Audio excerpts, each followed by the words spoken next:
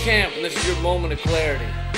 I was eating lunch with a friend, and he said to me, Lee, being unethical is bad for business, so the large corporations aren't gonna do it. I didn't respond immediately because I had to finish pulling a cannoli out of my nasal passage where I had inadvertently snorted it. Being unethical is bad for business? Apparently my friend was Amish and had never heard of Exxon, Shell, Halliburton, Nike, Adidas, Disney, Boeing, Fidelity, JP Morgan Chase, Pfizer, Bank of America, Nestle, Walmart, Blue Cross, Blue Shield, and let's see, has BP done anything wrong? I consider collecting and hiding oil-covered dolphin carcasses by the cover of night a mitzvah. So no, I don't think BP has done anything wrong. But the others are some of the most unethical corporations in the world and the most successful. Coca-Cola has had union organizers murdered in South America, but in their defense, the union organizers were demanding 2 bathroom breaks a day, which, let's face it, little high maintenance.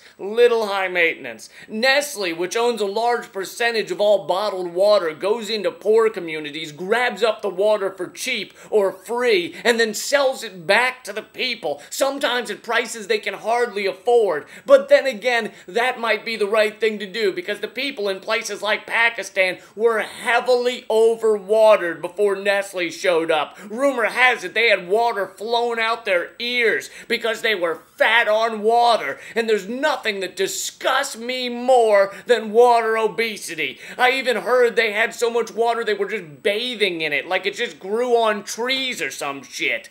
Disney, on the other hand, really loves children. They do, they really love children, so much so that they lovingly give them jobs in their factories in China. But you know what they say, mo money, mo problems. So rather than burden those children with the problems of money, they don't give them any.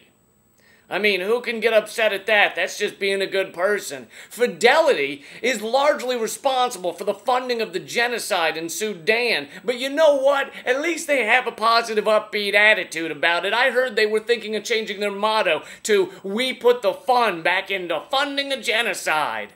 And they've also been serving a lovely warm apple drink at their headquarters. They're calling it Genocider, which is, you know, cute and self-deprecating. And I love a corporation that doesn't take itself too seriously, so I'm going to let them off the hook on this one.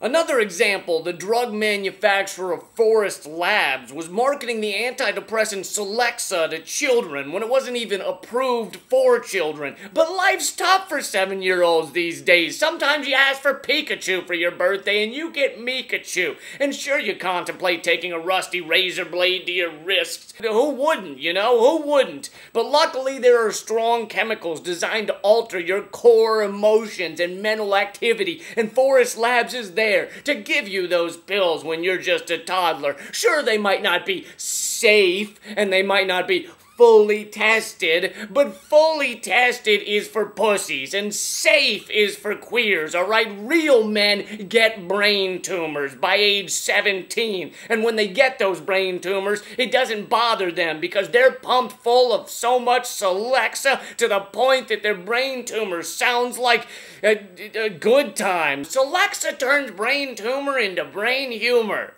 Of course, my friend could argue that Forest Labs is the perfect example of his point because they got caught for marketing to children and were forced to settle out of court for $300 million, which shows that bad companies get punished. But don't forget that Celexa brought in $2.3 billion in 1 year alone. So you turn a few kids into vegetables, you pay out $300 million, and you take in $2 billion. Not a bad year on the free market. Being unethical is to making money what human growth hormone is to hitting home runs. Most of you already knew this, alright? Most of you did. But after hearing 5 people tell me being unethical is bad for business, I couldn't resist taking it on. And even in the case of News Corp, which we're currently watching melt down under its own evil, we'll see. We'll see if this really crushes them or if it merely slows down their media takeover. And even if a couple of editors go to jail or whatnot, Rupert Murdoch will still be one of the richest men alive.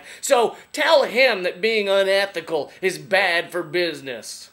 I'm Lee Camp, and that's your Moment of Clarity. Get more at leecamp.net and help Moment of Clarity grow by passing it on to friends and leaving a comment. Thanks.